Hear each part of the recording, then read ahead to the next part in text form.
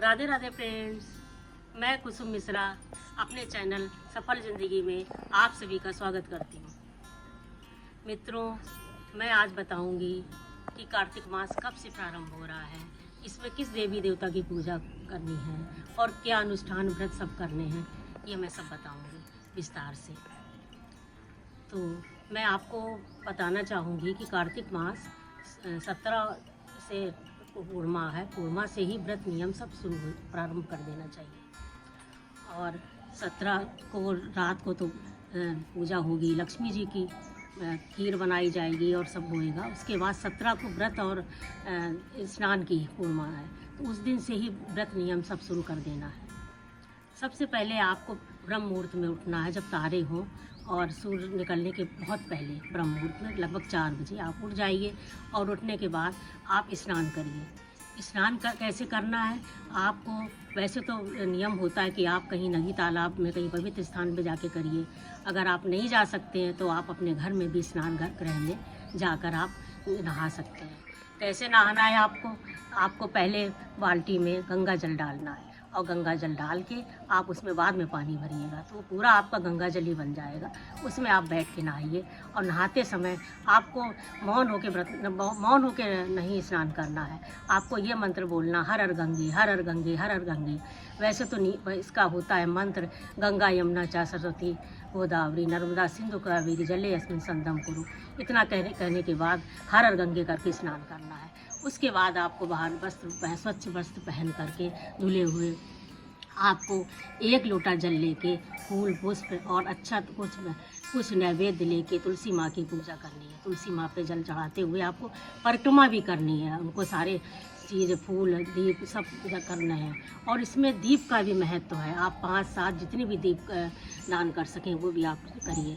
और उनको जल चढ़ाते समय यह मंत्र बोलिए, तुलसा देवी विद्य में विश्व पुराण धीमहि तन्नो वृंदा प्रचोदयात्। ऐसे बोलते हुए आपको करना है। उसके बाद आप पूजा गृह में आ जाइए और श्री हरि विष्णु की और सारे देवी देवताओं की आप पूजा करिए और इसका 108 बार जप करिए। ओम नमो भगवते वासुदेवाय, ओम नमो भगवते वासुदेवाय। इतना करने के बाद आप फिर बाहर आके सूर्य भगवान को जल दीजिए और सूर्य भगवान को सूर्याय नमः करके आप दीजिए मंत्र। और आप पूरे दिन नियम संयम से रहिए। आपको कोई अभक्ष्य पदार्थ नहीं खाना है। उसके बाद आप पूरे दिन करने के बाद शाम के टाइम सिर्फ जल नहीं चढ़ाना है, तुलसी पे दीपदान करना है। और उसके बाद आपको दीपदान करने के बाद आपको पूरे महीने नियम से रहना है। और तुलसी जी में सिंदूर नहीं चढ़ाना है। तुलसी जी में सिर्फ आप लाल चंदन या पीला चंदन चढ़ा सकते हैं। और चाहें तो आप शालिग्राम आप अपने तुलसी में भी 1 महीने के लिए रख सकते हैं और उनका पीले चंदन और सबसे अक्षत से आप करिए। अक्षत में चावल नहीं चढ़ेंगे, आप उसकी जगह सफ़ेद तिल चढ़ा सकते हैं आराम से। इस तरह पूजा करिए। अच्छा मित्रों, इस महीने में आपको किस किस देवता की पूजा करना? आपको 5 देवताओं की पूजा करनी है। सूर्य भगवान की, कार्तिकेय जी की, तुलसी जी की, विष्णु भगवान की और आप शिव जी की, इनकी सबकी आपको पूजा करनी है। पूजा करने के बाद इस महीने आपको क्या नहीं खाना है?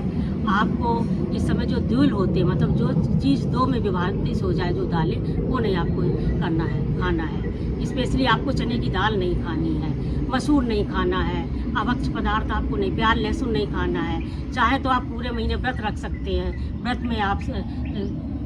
व्रत में आप जो है 1 टाइम फलाहार करके शाम को आप मीठा भोजन कर सकते हैं। अगर इतना सब नहीं कर सकते हैं तो कोई ज़रूरी नहीं, आप पूजा पाठ करिए और नियम संयम से रहिए।